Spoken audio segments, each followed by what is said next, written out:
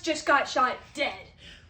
And now this trial is over, and one of the big corporations, Netflix, Hulu, whatever, they are asking, not even asking, they are going to do a whole documentary on the serial killer. And your parents are just going to be a side thing. You know. It's not great. No one wants to be in that situation. Whatever. This is why you shouldn't watch true crime. There was a study done with over 2,000 Americans. 66% said that they have or are interested in watching true crime, which is a very big number. Okay, so I have 3 points. My first point is true crime and media.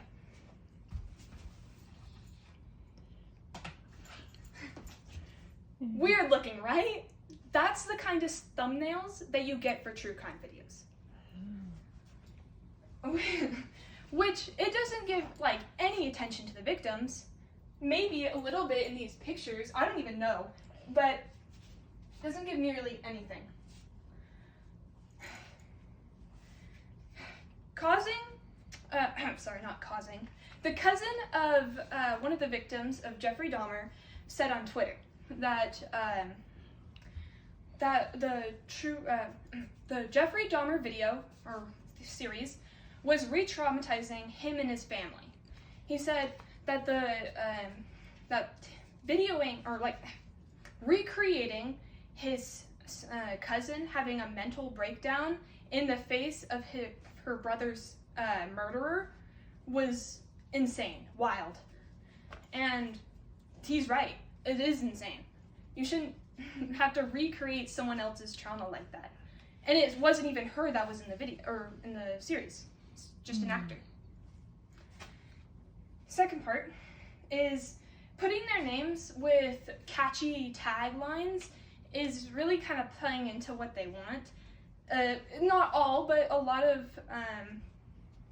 like killers want attention. They want, because they've spent their whole life maybe being too out of the way and they just want their life to go down in a legacy, but we shouldn't give them that.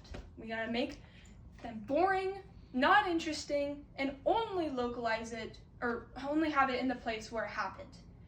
So then it's more aware to the people that there so they know it happened, obviously. But it shouldn't be super interesting, thousands of videos on YouTube. And like I said, it should only be in localized things because it's getting 24-hour coverage in tons of different places, which shouldn't happen. All right, on to my second point. Ethics of true crime. Sorry for my silly picture, but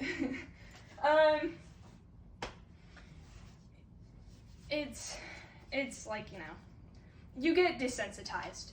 There's so much stuff that is covered with true crime stuff, you know, robbery, killing, and all that other stuff. But something interesting that I have found is that it's become so desensitized that it's starting to go into romance books, where the main guy, he will just start kidnapping, say, the main girl, and like she'll just be fine with it. It's insane. Kill her parents? Whatever, he's cool looking. He's hot. Ew. Corporations are making millions, and the victims are getting absolutely nothing. They don't get a cent out of that. Even though that's what happened to them in real life, not the random actors. And these people went into debt through the lawyers and the funerals of the people who died. And they can hardly get a job because of all the people online who are like going on theorizing, oh, this guy's not bad, this didn't actually happen. They're lying. All right. a lady named Bobby Miller said online that Star Wars and Marvel fans like to imagine their thing as real, while true crime enjoyers like to think of it as just fiction. It's just something that happened, or it's just a story, right? Like, this guy killed that guy. So, it's not great, but it happened. Ted Bundy and Jeffrey Dahmer have fan edits and fan art. I know because I looked it up. And I saw tons of art of Jeffrey Dahmer eating people, which was very weird. I didn't even want to go into that. I was going to put a picture into my slideshow, but I didn't. All right, on to my third and final point. What about the victims?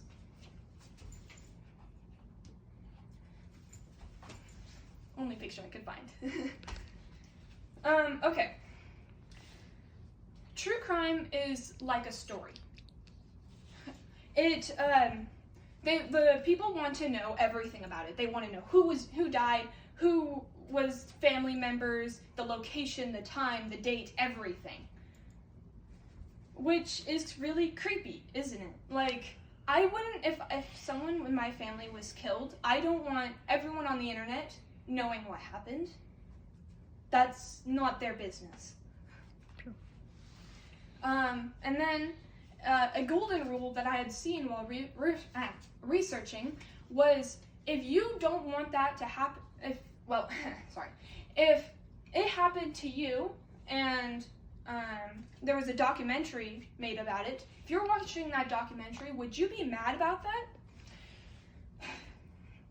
Anyways, Susan Cheever said, my husband has never been written about in any negative form. Her father had written a fiction on her and her siblings, on all the terrible things that they had done. Was it terrible? Was that guy lying? I don't know. But she couldn't get away from what was written about her and her siblings, even if it was by a different name. Anyways. Oh, shoot, sorry. While these shows claim that they are informing people, serial killers are given attention, and they don't need that. It just glorifies what they had done.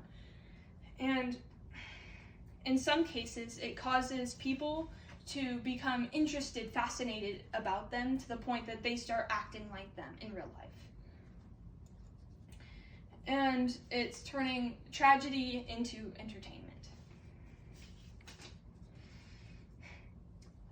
Once again, my main points were true crime in media, ethics of true crime, and what about the victims.